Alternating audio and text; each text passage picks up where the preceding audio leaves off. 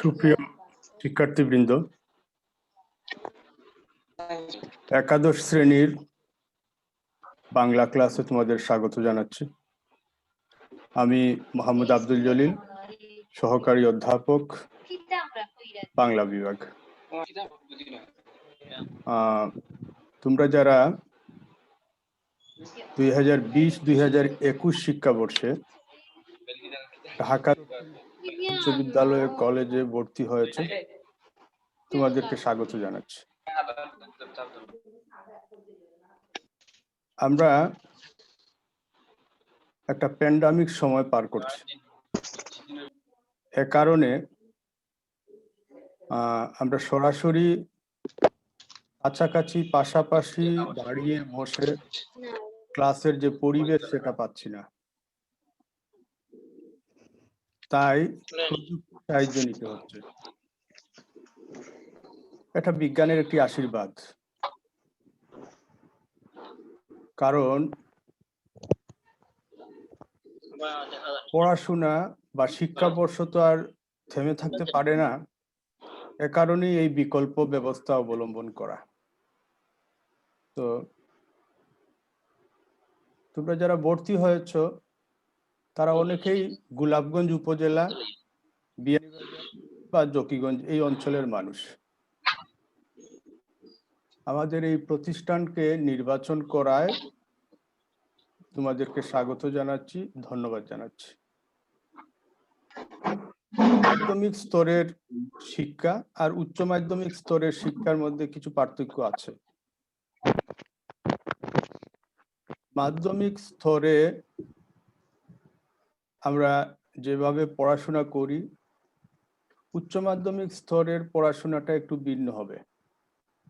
কেননা উচ্চ মাধ্যমিক স্তরের যে সিলেবাস সেটা মাধ্যমিক স্তরের চেয়ে ভিন্ন। অতএব শিক্ষাবর্ষের শুরু থেকেই আমাদের মনোযোগী হওয়া উচিত। আর এই প্যান্ডামিকের কারণে ইতিমধ্যে তোমাদের শিক্ষাবর্ষ থেকে 3-4টি মাস চলে গেছে।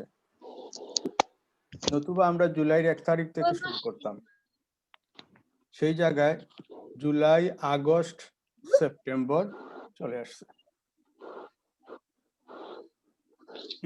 ইতোমধ্যে তোমাদেরকে আমি বইয়ের নাম দিয়েছি এবং একাদশ শ্রেণীর যে সিলেবাস সেই সিলেবাসটা আমাদের পেজে দিয়ে দিয়েছি। তোমরা যারা এখনো বই কিনোনি, বই কিনে নেবে, আর অবশ্যই নতুন সংস্করণের বই কিনবে। কেননা গত বছরের যে সিলেবাস এবং তোমাদের যে সিলেবাস এর মধ্যে কিছু পার্থক্য আছে। তোমাদের সিলেবাসে নতুন কিছু পাঠ সংযুক্ত হয়েছে যা গত বছর ছিল। এ কারণে বইটি কেনার সময় নতুন সিলেবাসের অন্তর্ভুক্ত কিনা সেটা দেখে নিয়ে কিনবে। আর বছরের শুরু থেকেই শুধু যে সিলেবাসের পড়া পড়বে তা নয়, যেহেতু সেটা আমাদের বইটা হচ্ছে বাংলা বই। বাংলা বইতে অনেক গল্প, কবিতা, প্রবন্ধ আছে। হ্যাঁ, সবগুলাই এক নাগাড়ে পড়ে নেবে।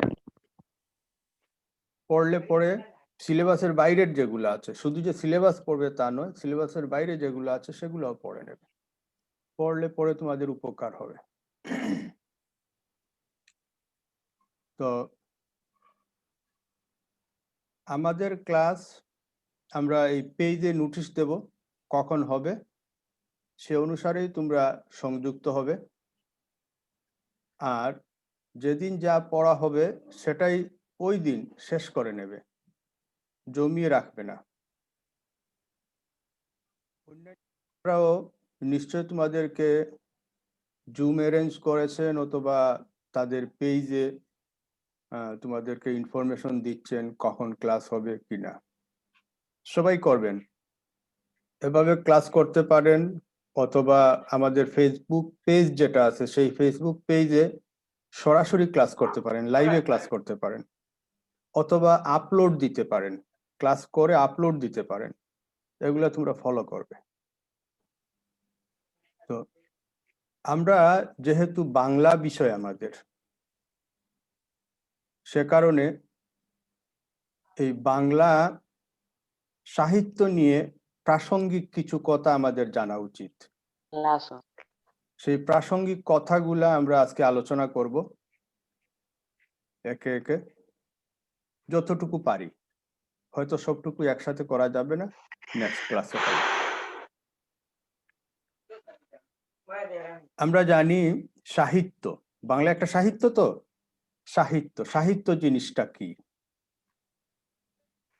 সাহিত্য বিষয়ে অনেকে অনেক ধরনের সংজ্ঞা দিয়েছেন। তো আমরা ওই অজস্র সংজ্ঞা এই মুহূর্তে শুনে নিজেদের যন্ত্রণায় বিদ্ধ করতে চাই না।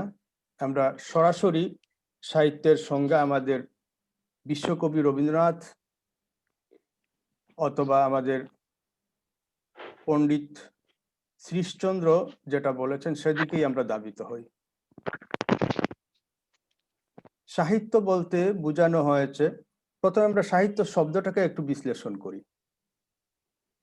সাহিত্য শব্দটা শহীদ শব্দের সাথে অন্তস্থ জ যুক্ত হয়ে সাহিত্য হয়েছে।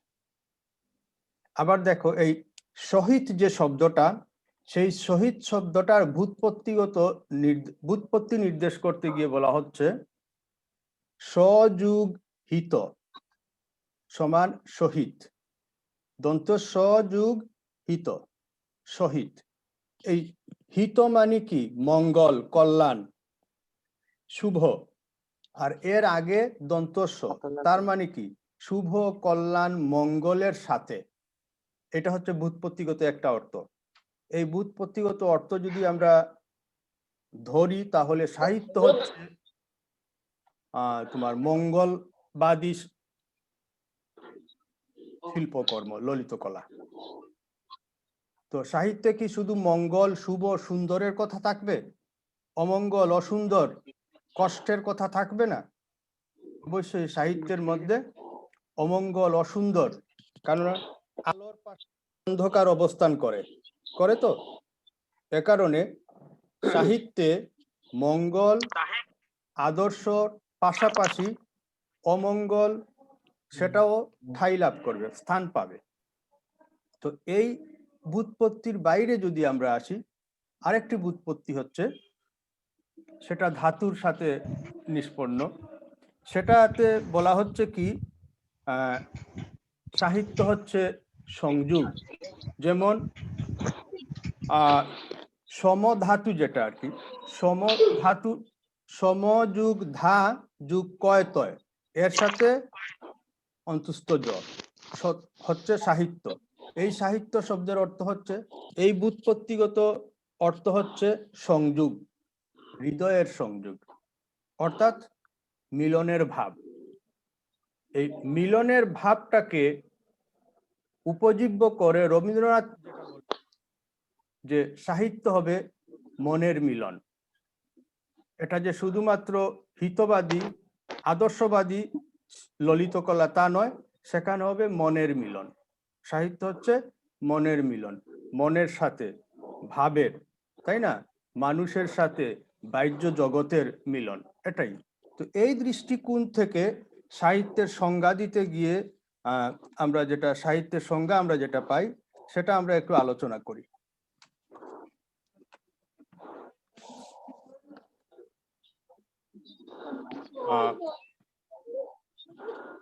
রবীন্দ্রনাথ ঠাকুর বলছেন, দেখো, যে সাহিত্য শব্দটি শহীদ শব্দ থেকে সাহিত্য শব্দের উৎপত্তি, শহীদ শব্দের থেকেই সাহিত্য শব্দের উৎপত্তি। রবীন্দ্রনাথের ভাষায় সাহিত্যের মধ্যে একটা মিলনের ভাব দেখিতে পাওয়া যায়। সে যে কেবল ভাবে, সে যে কেবল ভাবে ভাবে, ভাষায় ভাষায় গ্রন্থে গ্রন্থে মিলন তাহা নহে, মানুষের সহিত মানুষের।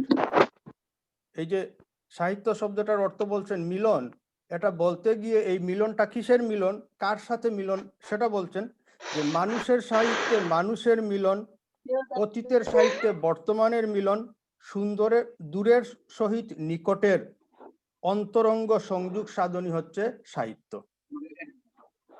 তাহলে এই সংজ্ঞাটার আলোকে বা এই সংজ্ঞাটাকে যদি আমরা আরো সুন্দর করে উপস্থাপন করি, তাহলে সেটা দেখা যাবে যে শ্রীশচন্দ্র যেটা বলেছেন, যে নিজের কথা পরের কথা, বাহ্য জগতের কথা, লেখকের মনোবিনায় যে সুরে জঙ্কৃত হয় তার শিল্পসঙ্গত সাহিত্য। নিজের কথা, কার কথা? নিজের। এই নিজ বলতে কাকে বোঝানো হচ্ছে? যিনি সাহিত্যিক, যিনি সাহিত্য রচনা করেন সেই লেখকের কথা বলা হচ্ছে। নিজের কথা, পরের কথা, অন্য মানুষ। আবার বলা হচ্ছে বাহ্য জগৎ, আমরা যেখানে বাস করছি শুধু তো মানুষ বাস করে না, প্রকৃতি আছে, অন্যান্য জীবজগৎ আছে, সেই প্রকৃতি অন্যান্য জীবজগৎ সবকিছু মিলিয়েই হচ্ছে বাহ্য জগৎ, তাই না? তো নিজের কথা, পরের কথা, বাহ্য জগতের কথা, লেখকের মনোবিনায় যে সুরে জঙ্কৃত হয়। আমরা প্রতি মুহূর্ত যা দেখি, যা শুনি, সেটা আমাদের মনোজগতের মধ্যে একটা রেখাপাত করে, আমাদেরকে আলোড়িত করে, আন্দোলিত করে, ভাবায়িত করে, তাই না? এই যে আলোড়িত করে, আন্দোলিত করে, তোমাকে এক ধরনের করবে, আমাকে এক ধরনের করবে। কোনো একটা দৃশ্য, কোনো একটা ঘটনা শোনার পর তোমার মনের মধ্যে এক ধরনের অনুভূতি জাগ্রত হবে, আমার মনের মধ্যে ভিন্ন ধরনের অনুভূতি জাগ্রত হতে পারে। তো এ কারণেই বলছেন নিজের কথা, পরের কথা, বাহ্য জগতের কথা, লেখকের মনোবিনায় যে সুরে জঙ্কৃত হয়। লেখক কিভাবে সেটাকে ধারণ করছেন, তার মনের মধ্যে কি অনুভূতি সৃষ্টি হচ্ছে, যে অনুভূতিটা সৃষ্টি হবে তারই শিল্পসঙ্গত প্রকাশ হবে সাহিত্য। তাহলে আমরা কি বলছি, যিনি লেখক, যিনি সাহিত্যিক, কোনো একটা ঘটনা দেখে, কোনো একটা শুনে, কোনো একটা দৃশ্য অবলোকন করার পর তার মনের মধ্যে যে প্রতিক্রিয়ার সৃষ্টি হয়, সেটাকে তিনি যখন কি করেন, নিজের মনের মতো করে, নিজের মনের মতো করে ভাষা শৈলীর দ্বারা সেটাকে উপস্থাপন করেন। সেটা কেমন হবে? শিল্পসঙ্গত প্রকাশ হবে, যেমন তেমন করে লিখলে হবে না, শিল্পিত ভাবে লিখতে হবে, তখনই সেটা হবে সাহিত্য। আচ্ছা, এই যে সাহিত্য, এই সাহিত্য যিনি লেখেন তিনি হচ্ছেন সাহিত্যিক, আর সাহিত্যিক যা লেখেন তাই হচ্ছে সাহিত্য। তো সাহিত্যকে মোটা দাগে দুই ভাগে বিভাজন করা যায়। কয় ভাগে? দুই ভাগে। একটা হচ্ছে মনময় সাহিত্য, একটা হচ্ছে তন্ময় সাহিত্য। Monmoy, subjective literature. মনময় সাহিত্য হচ্ছে সেই সাহিত্য যে সাহিত্যে লেখকের ব্যক্তি অনুভূতি প্রাধান্য পায়, যে সাহিত্য লেখকের হৃদয়ের বেদনাবোধ, আনন্দবোধ প্রধান রূপে চিত্রায়িত হয়, সেটাই হচ্ছে মনময় সাহিত্য। যেমন দেখো, আমরা এখানে একটু বলি, যখন তার ব্যক্তিগত আবেগ বা অনুভূতি প্রকাশ করেন, লেখক বা সাহিত্যিক যখন তার ব্যক্তিগত আবেগ বা অনুভূতি প্রকাশ করেন, তখন তাকে বলা হয় মনময় সাহিত্য, সাবজেক্টিভ লিটারেচার। আর এই মনময় যে সাহিত্য, সেই সাহিত্য পাঠক কি হয়? আপ্লুত হয়, অভিভূত হয়, কেননা সেখানে হৃদয়বৃত্তির কথা থাকে, সুখ দুঃখের চেতনার, সুখ দুঃখের অনুভূতি থাকে। আবার দেখো, যখন যে সাহিত্যের মধ্যে ব্যক্তি নয়, সত্তার প্রাধান্য থাকে, ব্যক্তি মানুষ নয়, কোনো একটা সাবজেক্ট, কোনো একটা বস্তু প্রাধান্য পায়, তখন সেই সাহিত্যকে বলা হয় তন্ময় সাহিত্য। তন্ময় সাহিত্য হচ্ছে অবজেক্টিভ লিটারেচার। অর্থাৎ তন্ময় সাহিত্য বা সাহিত্যিক ব্যক্তি মানুষের প্রকাশ খুব কম, ব্যক্তি মানুষের প্রকাশ সেখানে খুব কম, ব্যক্তি এখানে নিরাবেগ, ঘটনা বা বিষয়বস্তুই এখানে প্রধান। যে সাহিত্যের মধ্যে ব্যক্তির হৃদয়বৃত্তির চেয়ে ঘটনা বা সাবজেক্টই প্রধান হয়ে ওঠে, সেই সাহিত্যকে বলা হচ্ছে তন্ময় সাহিত্য। তাহলে আমরা কি বলছি? সাহিত্য হচ্ছে দুই প্রকার, একটা হচ্ছে মন্ময় সাহিত্য বা কি ব্যক্তিনিষ্ঠ, আর একটা হচ্ছে তন্ময় সাহিত্য বা ব্যক্তিনিষ্ঠ, যেটা ব্যক্তিনিষ্ঠটাকে বলা হচ্ছে সাবজেক্টিভ লিটারেচার, আর তন্ময় সাহিত্য বস্তুনিষ্ঠ যেটা, সেটা হচ্ছে অবজেক্টিভ লিটারেচার। আমাদের যাদের সাউন্ড হচ্ছে, সাউন্ডটা মিউট করে রাখো।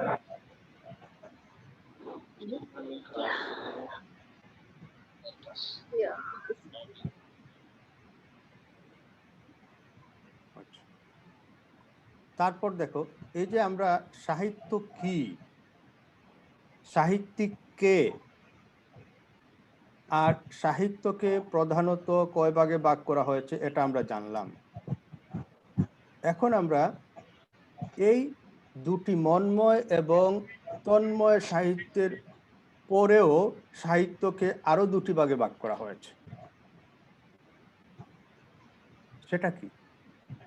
সেই দুটি হচ্ছে সাহিত্য, ভাবের সাহিত্য। সাবজেক্টিভ অবজেক্টিভের বাইরে গিয়ে টোটাল সাহিত্যকে আবার দুটি ভাগে ভাগ করা হয়েছে, একটা হচ্ছে জ্ঞানের সাহিত্য, অপরটি হচ্ছে ভাবের সাহিত্য। এটা আমরা সহজেই বুঝতে পারি। জ্ঞান, জ্ঞান জিনিসটা কি? জ্ঞান হচ্ছে যা আমাদেরকে নতুন কোনো তথ্য প্রদান করে, সেটাই তো জ্ঞান। আমরা যা জানতাম না নতুন করে জানলাম, এটাই তো আমাদের জ্ঞান। তো যে সাহিত্য আমাদেরকে নতুন নতুন বিভিন্ন তথ্য প্রদান করে, যে সাহিত্যের মাধ্যমে আমরা প্রতি মুহূর্ত নতুন কিছু বিষয় সম্পর্কে অবহিত হই, সেটাই হচ্ছে জ্ঞানের সাহিত্য। তো এই যে জ্ঞানের সাহিত্য,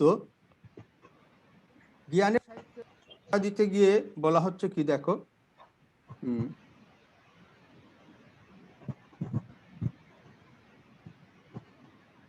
জ্ঞানের সাহিত্য লেখকের ব্যক্তিগত অভিমত প্রকাশের সুযোগ থাকলেও তাতে বস্তুসত্তা কখনই সাহিত্য শিল্পী বা লেখকের নিজস্ব অনুভূতি বা ভাব কল্পনার ব্যঞ্জন রসে রঞ্জিত নয়, বরং তা বিভিন্ন তথ্যে সমৃদ্ধ হয়ে জ্ঞানের ভাণ্ডারকে পূর্ণ করে। এখানে ব্যক্তিগত অনুভূতি প্রকাশের সুযোগ নেই, শুধুমাত্র বিভিন্ন ধরনের তথ্য এবং তত্ত্ব দিয়ে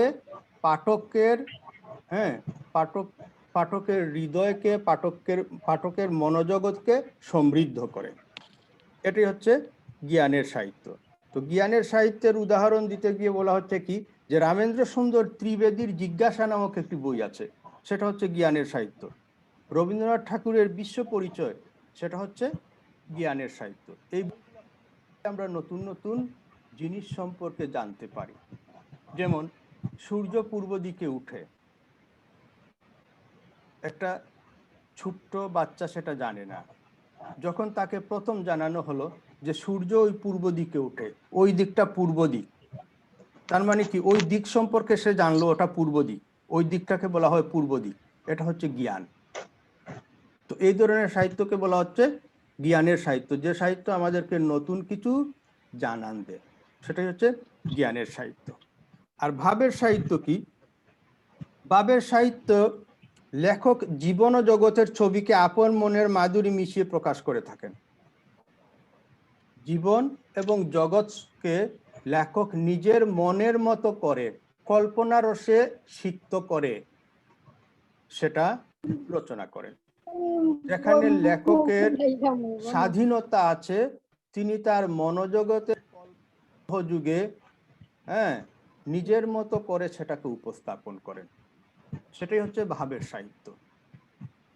জ্ঞানের সাহিত্য হচ্ছে নতুন ইনফরমেশন দেয় আমাদেরকে, প্রবন্ধ হচ্ছে এই ধরনের একটি সাহিত্য। আর ভাবের সাহিত্য হচ্ছে যে সাহিত্য আমাদেরকে কি করে লেখক যে সাহিত্যতে নিজের মনের মাধুরী মিশিয়ে রচনা করেন, সেটা হচ্ছে ভাবের সাহিত্য। আর যে সাহিত্য পাঠে পাঠকের হৃদয়ে কি হয়, আপ্লুত হয়, পাঠকের হৃদয় আন্দোলিত হয়, আলোড়িত হয়, উজ্জীবিত হয়, পাঠক কি করেন, খুশি হন, পাঠক ব্যথা পান, কষ্ট পান, তাই না, পাঠক স্বপ্নাতুর হয়ে ওঠেন, এই ধরনের যে সাহিত্য সেটাই হচ্ছে ভাবের সাহিত্য। তো এখন আমাদের জানার দরকার যে ভাবের সাহিত্য কোনগুলা, তাই না। জ্ঞানের শ্রেণী বিভাগ করা হয় নাই।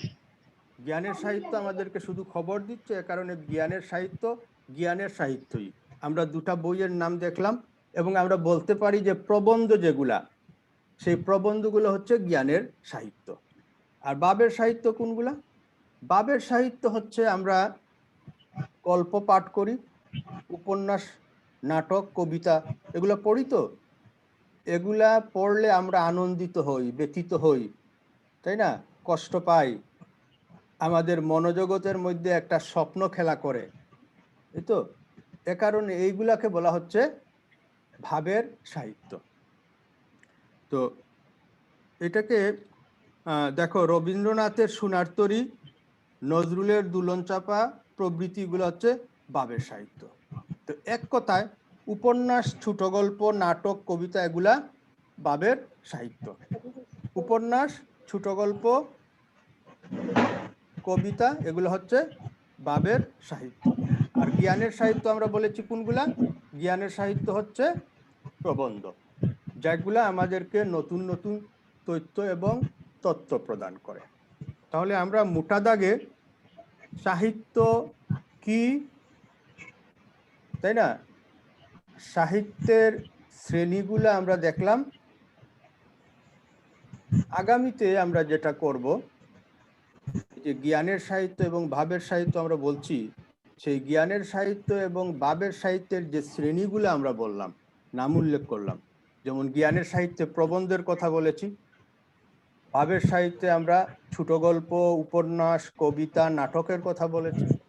এই প্রত্যেকটা বিষয় সম্পর্কে ছোট ছোট আকারে এগুলার সংজ্ঞা জানবো এবং ওইগুলার আবার যে শ্রেণী বিভাজন আছে, সেই শ্রেণী বিভাজনগুলা সম্পর্কে আমরা অবগত হব। ঠিক আছে? তো তোমরা কি সবাই বইপত্র কিনে নিয়েছো? আমার কথা কি শোনা যাচ্ছে? বই কিনেছো? বই কিনেছো তোমরা? এখনো কিনছি না স্যার, ওই তো কিনলিমো। না, কিনে নাও। এখন পর্যাপ্ত বই আছে বাজারে, লাইব্রেরিগুলোতে পর্যাপ্ত বই আছে, বই কিনে নাও। যে কোনো জায়গায় লাইব্রেরিতে গেলেই বই পাবে। এবং আমি বারবার যেটা বলছি যে নতুন সংস্করণের নতুন বইটা কিনবে, তাই না, নতুন বইটা কিনবে। আর সিলেবাস আমি ইতিমধ্যে পেজে দিয়ে দিয়েছি আমাদের, সেই পেজ থেকে তোমরা সিলেবাসটা ডাউনলোড করে রাখবে আর বইতে মার্কিং করে নেবে প্রত্যেকটা পার্টের এগেনস্টে, যে এই বইটা, এই পার্টটা আমাদের, তাই না। আর সবগুলা পার্টই শুধু সিলেবাসের বইয়ের সাহিত্য পাঠের প্রথম থেকে শেষ অবধি যে কয়টা পাঠ আছে সব কয়টা নিজের মতো করে পড়ে নিও। ঠিক আছে? এই বইতে যে পাঠগুলা ঠাঁই পেয়েছে সেগুলা তোমাদের উপযোগী, তোমাদের জন্যই। তো আমরা আজকে এখানে শেষ করছি। আগামী ক্লাসের আগে আগে আমি নোটিশ দেব কখন হবে। তোমাদের বন্ধু যারা আছে সবার সাথে যোগাযোগ করবে, সবাইকে অ্যাড হতে বলবে এবং ক্লাস টাইমে সবাই উপস্থিত থাকে।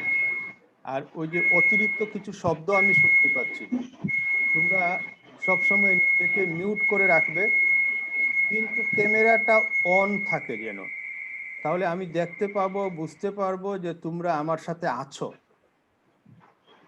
বুঝতেছো? আছো, এই জিনিসটা আমি বুঝতে পারবো। এবং তোমাদের কোনো সমস্যা থাকলে, কোথাও বুঝতে সমস্যা হলে আমাকে প্রশ্ন করতে পারবে।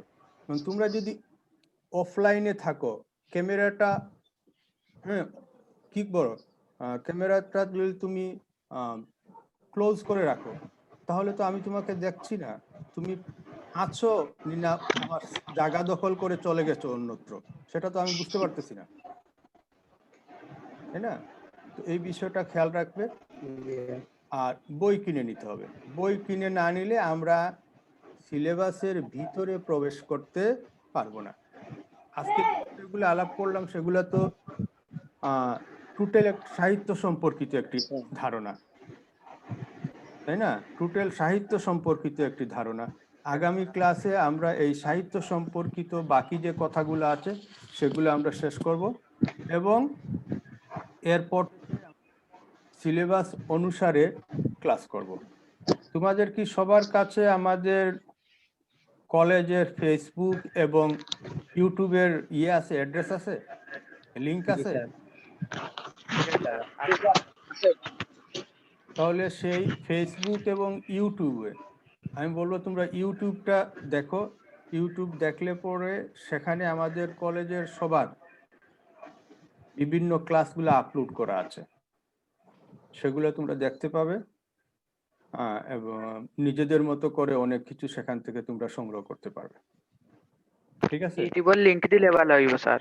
আমি পেজে আজকে দিয়ে দেবো। আচ্ছা আচ্ছা, তাহলে ভালো থাকো, আগামী দেখা হবে। ওকে, আল্লাহ হাফিজ।